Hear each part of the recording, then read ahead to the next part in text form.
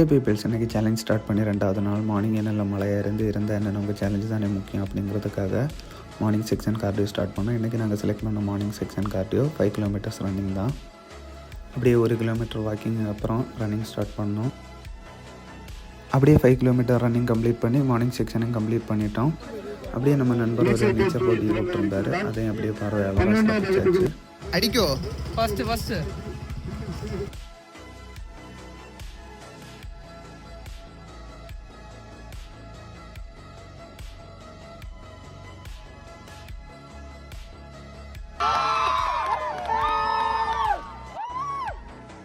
நண்பன் சொன்ன மாதிரியே ஃபஸ்ட் ப்ரைஸ் எடுத்துட்டேன்.